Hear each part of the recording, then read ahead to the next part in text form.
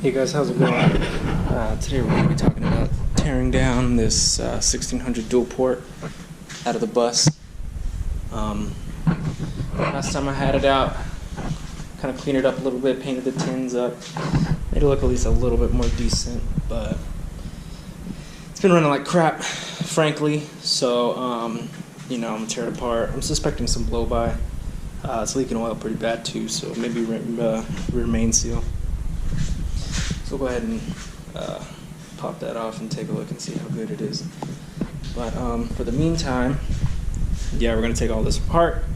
Last time I had the car, I took the carb off, kind of cleaned it up a little bit. It was pretty gunky on the inside, but let's see if we can get us a nice kit to kind of get the gaskets all good to go.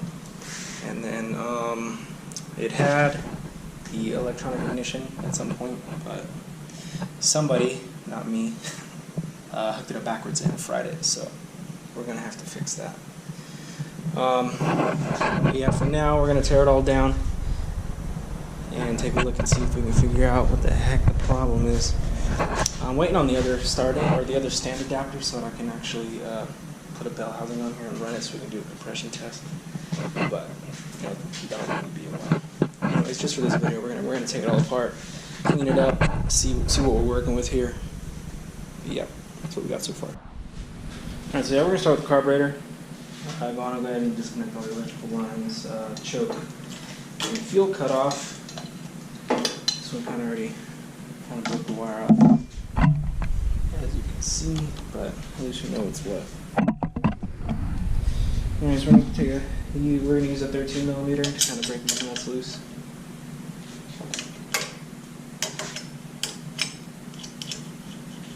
That's just two, one in the front, one in the back. One in the way.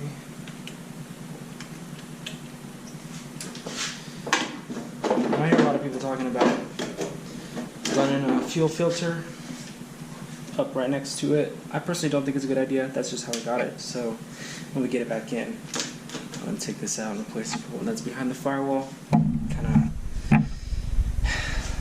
keep it a little bit more safe, you know. So yeah, when you go to take the nut off the generator pulley here, there's two bolts that run through here, one on each side, and you want to hit this notch right before so you can get a screwdriver in there, so when you crank this off, this doesn't turn on. So I kind of got it lined up. Just like that. And then, some of y'all know, make sure you don't lose any of the shims. That's how you kind of put tension in there. Make sure you have the right amount. You put shims on one side, and then you put shims on the other side. Make it a little bit tighter. So, pull this off, the belt out of the way, and then just to be safe.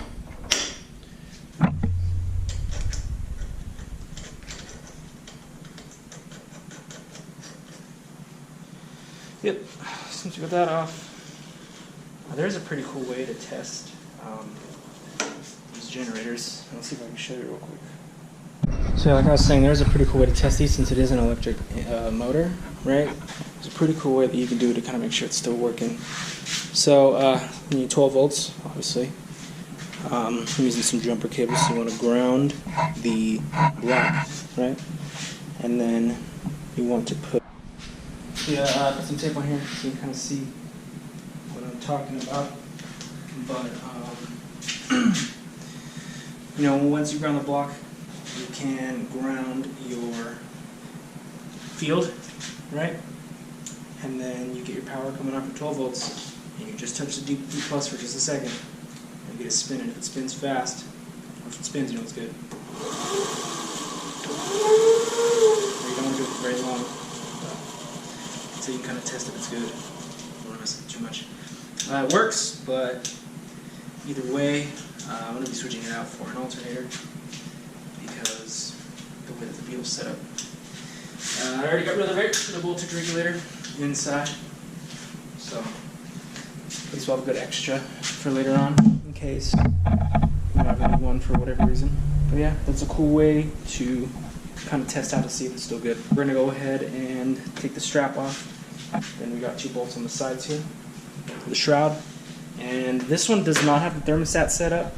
Underneath it normally would be right there in that area. You know, that little stud right there coming out is where it would mount to, but there's no thermostat on here. I live in Vegas, because you don't really need it. Some people like to say that, you know, it's necessary, which I agree, but when I got it, I didn't have it. So this is where, you know, little flaps would go in and there'd be a little pole going around the backside. Either way, let's go ahead and get the strap off. Take these off, we should be able to lift the fan shroud straight up. Okay, so next we want to get the strap off. It's going to be 13 millimeter.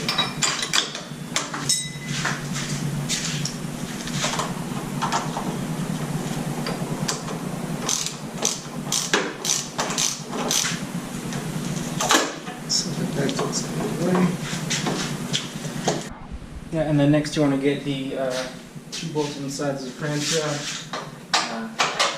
10 millimeter.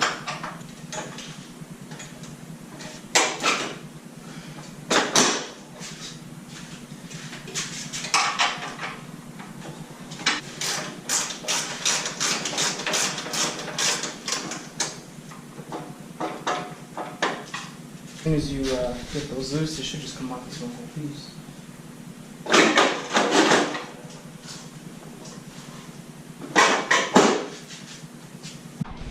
See, that's something I forgot for you try to take it off and get stuck like me. If you got the doghouse oil cooler style, right, tin in the back, you're gonna have to take off this back tin piece, excuse me, because it's not gonna want to come out.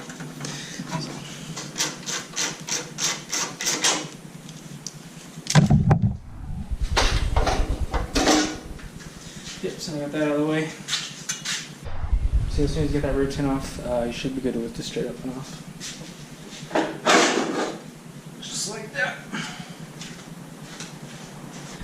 So now you can see, ooh, it's cool, it's got some damage on it.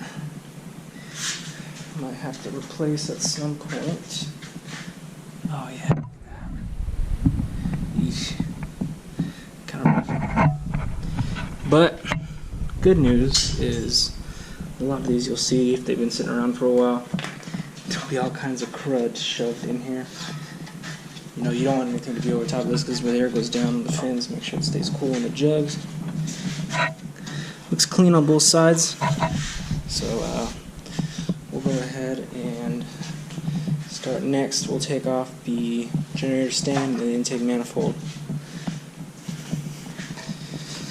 Fuel pump, all that good stuff, and then we can start working on taking off the tins, oil cooler, and all that. So yeah, just for a little FYI, the reason they call this a doghouse oil cooler, right, is because on the old ones, they used to just sit in here. So what would happen is the number 3 cylinder, this one here would be known to run hot because, as you can see, when the air would come down, this was more like right here. So one, it would kind of block the air going over the cylinder, but also the air coming through here would have already worked to get the oil cooled, so it would already be blowing out warmer air over that cylinder and causing it to run a little bit hotter. So what they did was they kind of just pushed it back a little bit to kind of give it its own air, so it kind of siphoned some of it off, so that, you know, you don't have to worry about this running as hot as the old ones do. So it's going to be 13 millimeter on the generator stand.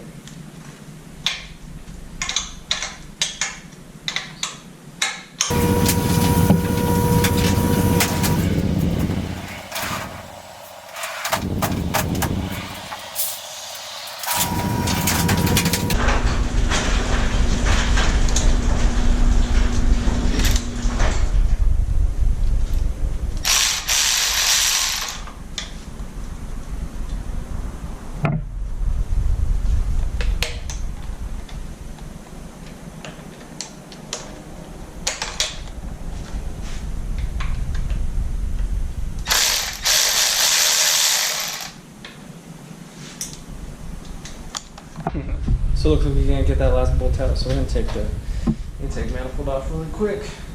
These are gonna also be 13.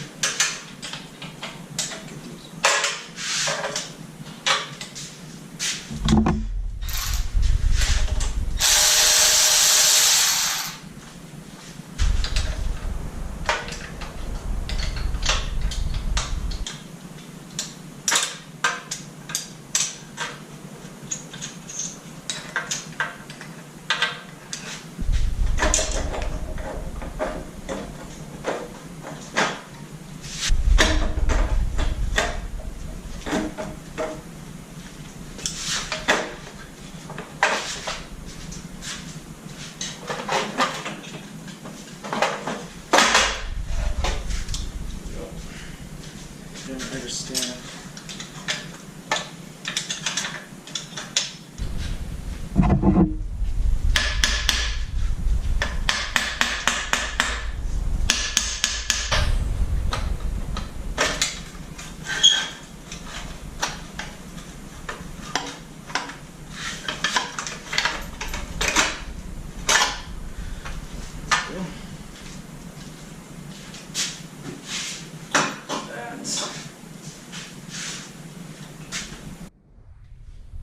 For the fuel pump as well, these are going to be 13 millimeter.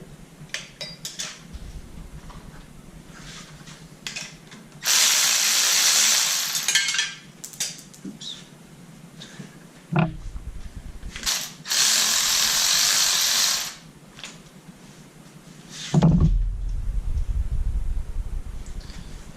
Those off.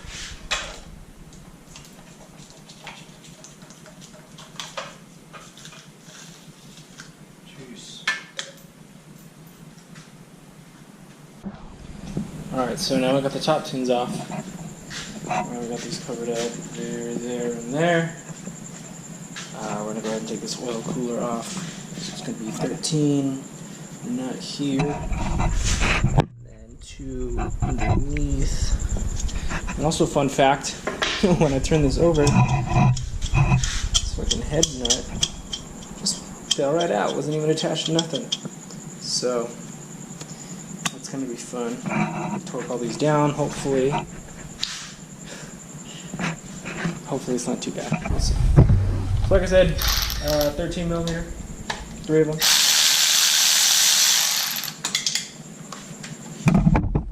One there. And 2 underneath. Yeah, also why it's good to, whenever you buy something new, good to inspect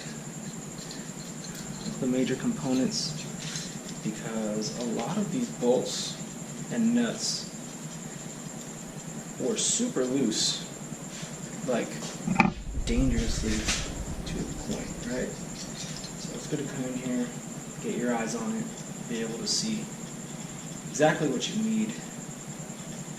So hopefully once I'm done with this, this will be a nice running engine.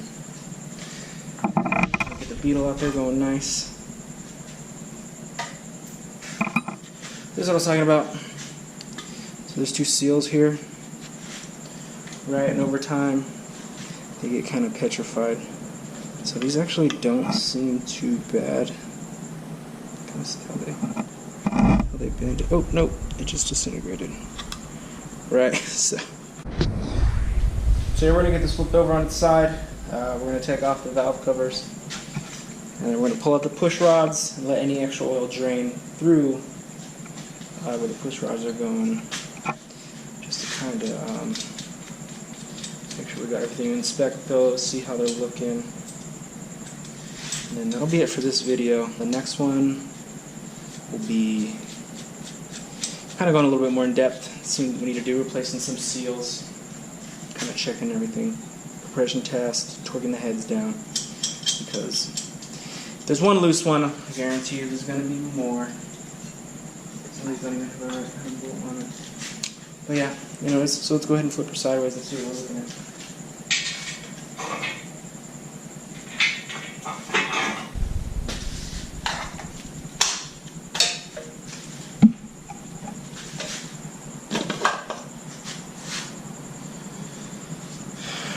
So So gasket's fine, no cracks or anything. It's not stuck. It's fitting right. It's not doing like one of those numbers. So that's good.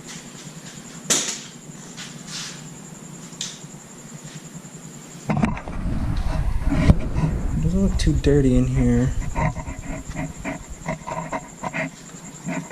Everything seems fine. So we'll go ahead and get this rocker off. And go ahead and pull out the rods.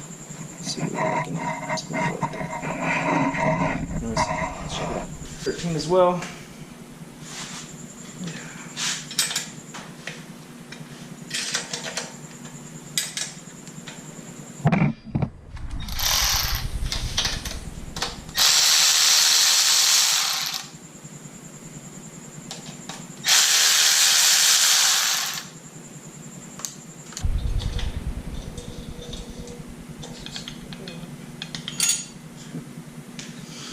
Smells bad.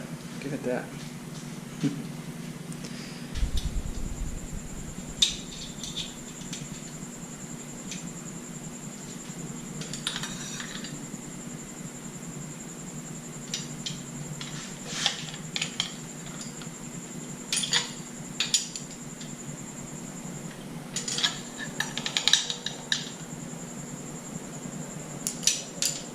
Get this side off.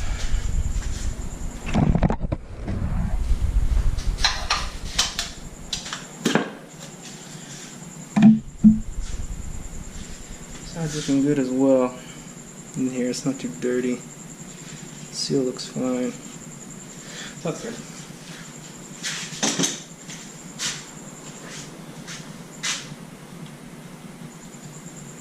So it sounds like a little bit cleaner.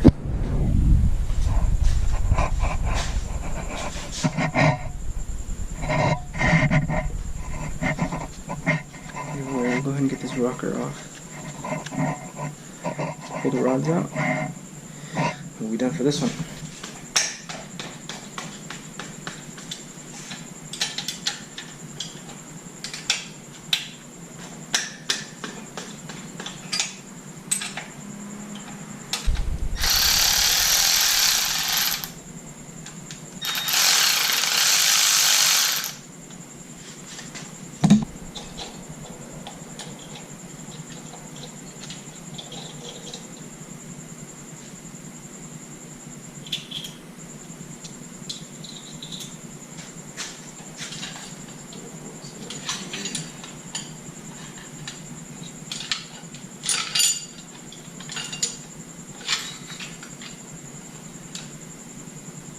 Alright, so that'll do for tonight. Got a lot done. Seems needs a good cleaning. Yeah, anyways, thanks for watching. Yeah, see you in the next one.